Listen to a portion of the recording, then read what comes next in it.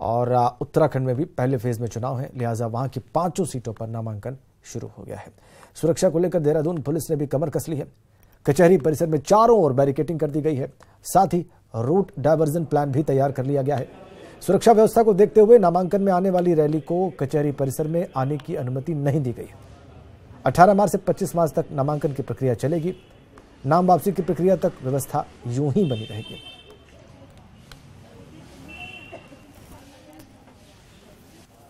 पश्चिमी उत्तर प्रदेश में पहले 8 सीटों पर मतदान होना, इसलिए हम मेरठ चलेंगे। उमेश श्रीवास्तव हमारे सहयोगी वहां से सीधा कनेक्ट है। सुनील नौप्रभात देहरादून से कनेक्ट है। देहरादून उत्तराखंड की राजधानी है, वहां पर पहले ही फेज में चुनाव संपन्न होना है 5 सीटों पर। पहले हम मेरठ चलते हैं। 8 सीटों पर चुनाव होना है पहले फेज में। उमेश बताएंगे कि इस वक्त क्या हो रहा है, वहां पर क्या हलचल है, क्या तैयारियां देख रहे हैं, नामांकन की प्रक्रिया कैसे शुरू हुई है, बताइए उमेश।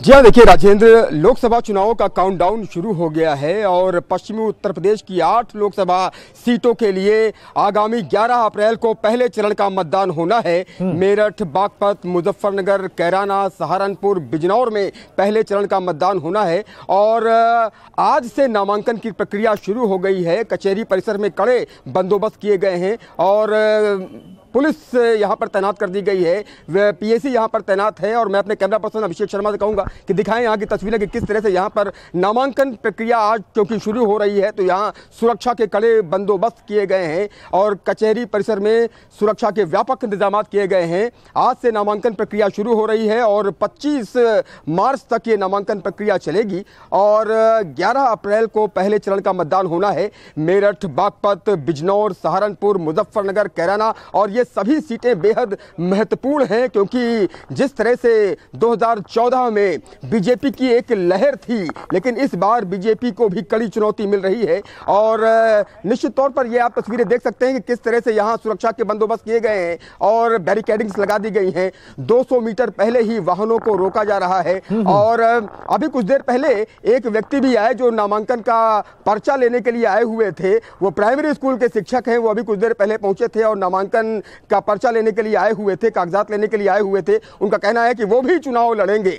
तो यहाँ की सीट जो मेरठ हापुड़ लोकसभा की सीट है वो भी बेहद महत्वपूर्ण सीट है। यहाँ के वर्तमान जो सांसद हैं एट प्रेजेंट वो राजेंद्र अग्रवाल हैं और इसके अलावा जिस तरह से ये सीट बेहद चर्चाओं का विषय हमेशा से रही है, इस बार गठबंधन की तरफ से यहाँ हाजी याकूब कुरैशी चुनाव लड़ेंगे। बहुत महत्वपूर्ण सीट रही है, बहुत चर्चित सीट रही है उमेश।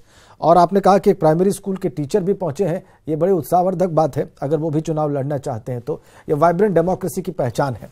सुनील नौप्रभात के पास चलते हैं, देहरादून चलते हैं और जानते हैं कि वहां पर क्या तैयारियां दिख रही हैं, उनको क्या हो रहा है, बताइए सुनील।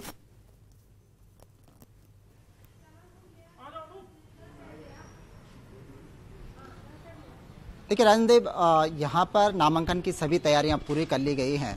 उत्तराखंड में लोकसभा की 5 सीटें हैं तो 5 सीटों पर जो गढ़वाल संसदीय सीट है उसका पौड़ी में नामांकन होगा, टिहरी संसदीय सीट का देहरादून में नामांकन होगा। इसके अलावा अल्मोड़ा जो संसदीय सीट है उसका अल्मोड़ा में और नैनीताल संसदीय सीट के लिए रुद्रपुर में नामांकन करने की व्यवस्था की गई है। इन सीटों के जो रिटर्निंग अफसर हैं वो यहाँ पर बैठेंगे।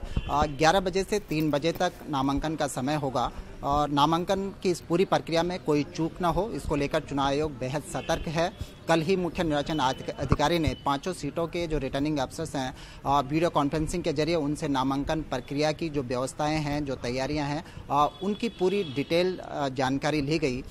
एक जो नोट करने वाली बात है राजेंद्र देव की, भले ही 18 से 25 मार्च के बीच नामांकन के लिए 8 दिन का समय हो, लेकिन प्रत्याशियों के पास महज 4 दिन होंगे। 18 मार्च, 19 मार्च, 22 मार्च और 25। ठीक है, आप कह रहे हैं कि नामांकन करने के लिए सिर्फ 4 दिन होंगे, दिख रहा है 8 दिन। नामांकन करने के लिए सिर्फ 4 दिन है, इसलिए निर्णय लेना, तमाम चीजें करना 4 दिन में ही है उनके पास करने के लिए और प्रशासन को इन्हीं 4 दिनों पर विशेष फोकस रखना होगा। आप दोनों